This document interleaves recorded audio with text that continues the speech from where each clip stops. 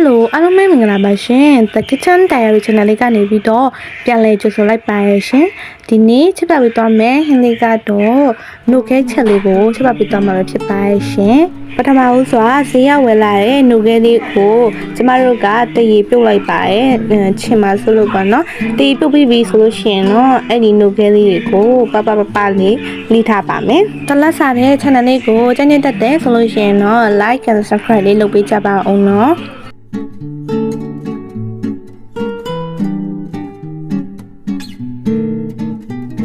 နှုတ်ခဲလေးတွေအားလုံးနှိမ့်ပြီးသွားပြီဆိုလို့ရှိရင်တော့စပြီးတော့ချက်ပါရမယ်အဲ့တော့စီနဲ့ငယ်ထည့်ပြီးတော့ပနှိထားတဲ့ကြက်သွန်နီလေးနဲ့ပထမဦးစွာစီစားတက်လိုက်ပါမယ်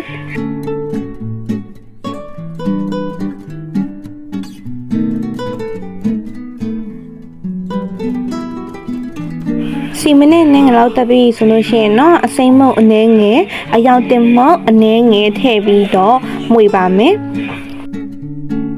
ခဏလောက်မှွေပြီးပြီဆိုလို့ရှိရင်တော့ခရမ်းချင်တီအနည်းငယ်ထည့်ပါမယ်ပုံမှန်အားဖြင့်ပေါ့နော်အနှစ်များများစားချင်တဲ့အတွက်ကြောင့်မလို့ခရမ်းတီတစ်ခေါက်မှာတော့ခရမ်းချင်တီလေးကိုများများထည့်ပြီးတော့ဒါချက်ထားပါ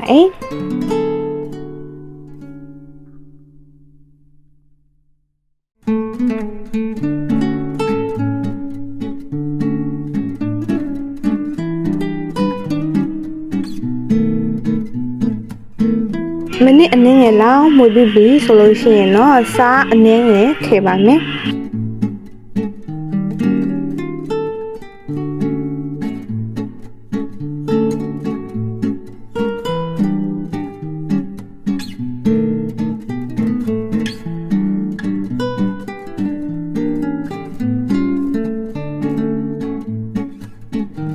စီပြန်ဖြစ်တဲ့အတွက်ကြောင့်မလို့ရေလေးအနည်းငယ်လောက်ထည့်လိုက်ပါမယ်ရှင်ထည့်ပြီးပြီဆိုလို့ရှိရင်တော့ဇွန်းလေးနဲ့တေချာတမစွာဖြင့်ဆူလာအောင်မှွေထားပါမယ်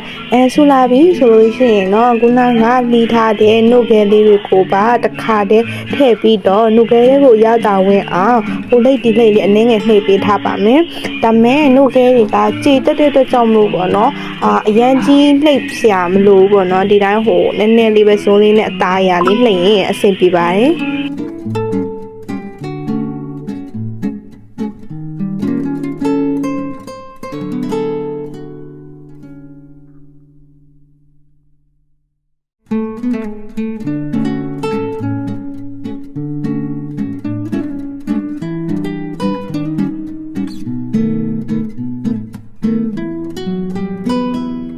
ချက်ခါစားပြလာပြီဆိုလို့ရှိရင်တော့ငရုတ်သီးစိမ်းလေးတွေကိုကတ်ကြီးလေးနဲ့ညှပ်ပြီးတော့နောက်ဆုံးပိတ်အနေနဲ့ထည့်ထားပါမယ်ဆက်လေးပေါ့နော်စားတဲ့အခါမှာလည်းဆက်လေးဖြစ်သွားအောင်ပေါ့နော်အဲ့တော့မိနစ်အနည်းငယ်လောက်လေးထားပြီးဆိုရင်တော့ဒါကနောက်ဆုံးပိတ်ရလာတဲ့ final result လေးပဲဖြစ်ပါရဲ့ရှင်အဲ့တော့ဒါကနှုတ်ခဲချက်လေးပေါ့နော်နှုတ်ခဲချက်လေးပါကျမတို့ကတော့ဒါကိုကျမပထမဆုံးချက်စားရပေါ့နော်အဲ့တော့စားကြပါဦးရှင်ကျေးဇူးပေးကြတဲ့တယောက်ချင်းစီတိုင်းလည်းစားဖို့ကိုဖိတ်ခေါ်ပါရရှင်အဲ့တော့နောက်ထပ်ဗီဒီယိုရမှာလည်းဘယ်လိုမျိုးဒါဟင်းအထူးဆန်းလေးတွေကိုချက်ပြသွားမလဲဆိုတာကိုဆက်လက်ဆောင်တော့ကြည့်ရှုပေးကြပါအောင်နော်